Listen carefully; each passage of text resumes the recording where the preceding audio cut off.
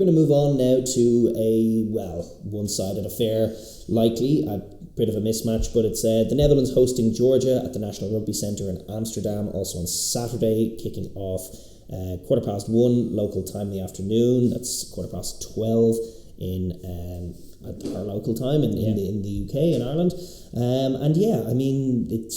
Like the Dutch are coming off a 43-0 defeat. I think the Georgians, there is a bit of pressure that's come on Leyland Meisters, really. Like, I've seen a lot of hostile reactions from Georgian fans to last week's draw, despite the fact that for me last week's draw was much more about Portugal than it was about Georgia, and that actually Georgia have improved. And if 2019 Georgia rocked up to play against Portugal, they would be hosed. Yeah. Like, this Georgian team is much better and is in a better place to compete than the Dutch than they used to be. And actually, they're moving the ball a lot better and they're playing some quality rugby. So they should be confident. They should be, and they're getting some good minutes into some of their fringe guys in the absence of. Look, we were going through it last week.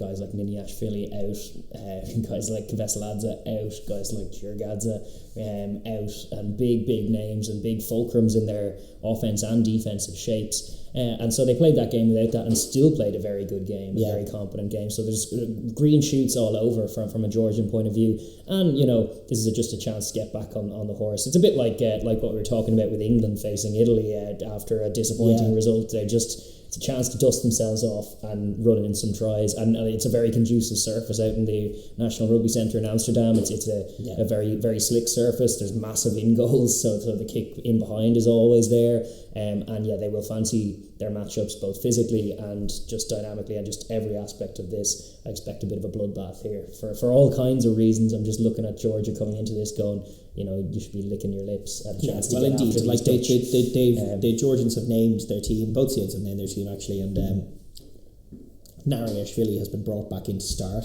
and the shape he looked in and the way he performed off the bench against Portugal, I'm looking at that scrummaging masterclass, and then I'm looking at Spain jogging forward in the scrum against the Dutch, and I'm like, gee whiz, are the Dutch even going to be able to stand up against the Georgians when they're Mr. Petrie might be getting in for several in this one. I just think I think Georgia, first of all, are more skilled than the Dutch. Yes, I think their passing is great nowadays. I think they're really good at running up scores, at finding gaps. They were brilliant. They were really going toe to toe with Portugal. For guys like Tato, and maybe give Lobson Dodds at the start of the day. They did, they rotated a little bit. Just give some more minutes to other guys. But Georgie Tsutskaridze, who was a feature of that back row, kind of coming in off the bench a lot of the time. He's back in at 7, so that helps them a little bit. Jurgadze is given another chance for a bit of redemption. Yes. And so they're getting some of their back row men back into it, and they do have quality all over. As you say, Lobson Dads are coming in, but still Appersid's on the bench. And that's just cruel. Injecting him so late in the game against tired Dutch bodies, that's going to amount to tries. Still no Niniashvili, unfortunately. But hopefully by round 3 we see some of these guys back in. That's it. There's a gap week next, so this is just a reset button for Georgia, a chance to pump up the points difference, a chance to get some wind back in their sails. And like you're correctly pointing out, like, Portugal are good, man. You don't need to you don't want to be inaccurate in your assessment. Like, it's not just a rubbish showing from us is the only reason that was 25-all. Like, Portugal played a really good game. They're still at a similar level, comparable to the Six Nations teams that they were a few years back. Although the Six Nations teams have taken another step forward. Like, I don't think there's any need to panic for Georgia. If anything, the fact that they were as far ahead as the rest of Rugby Europe as they were was actually not a great thing. No. Because it didn't give them the competitive games they needed before playing those games. True. Portugal are just taking the step up right now. Like, I want to see Portugal play Wales in the autumn. I don't think it's as one-sided as people think it is, just reading Portugal-Wales. Like, Wales will probably win, but we'll see. Why don't we see Portugal, Italy? Well, indeed, and all of these sides against Italy, it's competitive. Yeah. So no, I'm confident about Georgia. I think they're in a good place. I don't think they need to lose the heads. I think they need to play tidy, effective, forward-based, contact-winning rugby. Trust the scrum, trust them all. Yeah. Trust pretty much every aspect of your game and your system to go after the Dutch. And try a few things. Like, if you have some moves in your locker, there's no sense keeping them. Try and run some good, pretty patterns on first phase, and then trust your physicality to see you over and just kind of bully the Dutch. I mean, what of the Netherlands? Any chances?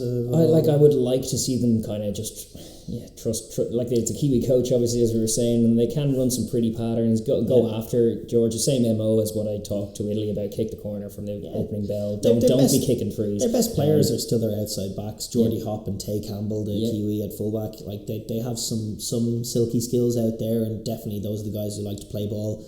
Finding them as often as possible. Definitely just whipping it wide off first phase and seeing if there's anything out there. See if there's anything out there. I think that's as good an approach as any, because like before too long they'll all have soaked a lot of tackles, and just judging by the way they finished against the Spaniards, they'll be a raggedy bunch, probably at minute 60 if not earlier, against this Georgian just behemoth. And after X amount of scrums and X amount of line out mauls and whatnot, you want to see them, if they're going to grab scores, you want to see it early. And go to the attacking kick is one that they went to before. They know their home pitch, they have long end zones, little chips over the top.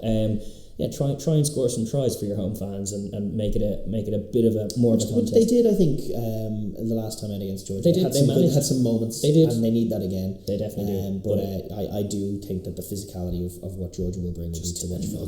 Another level. Like we were citing last week, that the quality of athlete that the Dutch have isn't necessarily bad. They're big enough, but just the expertise, the difference. That scrum, oh my god, what's the first scrum going to look like? And more's the point, what's the last scrum going to look like as well? But is there any sense going to a scoreline prediction?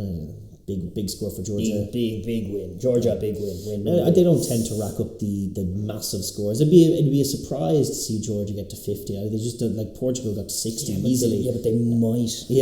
Because of just the nature of the draw, coming off the back of a draw. Like it's so unfortunate for the Netherlands. It's going to be tough enough to have Georgia come in all their pomp if they're just after winning multiple time Grand Slam champs Georgia, but it's multiple times Grand Slam champions Georgia with a chip on their shoulder now. Oh my god, it's curtains, methinks. I think you're probably right. I don't see the Netherlands being too competitive. Hopefully they can take their no points scored out of the mix this championship and get on the board anyway. Absolutely.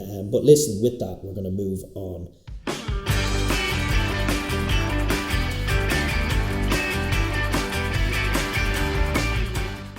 Thank you very much for watching the Overlap Rugby podcast. If you enjoyed that video, be sure to give it a like, share with your friends, and leave a comment down below as well. We really do want to hear your thoughts.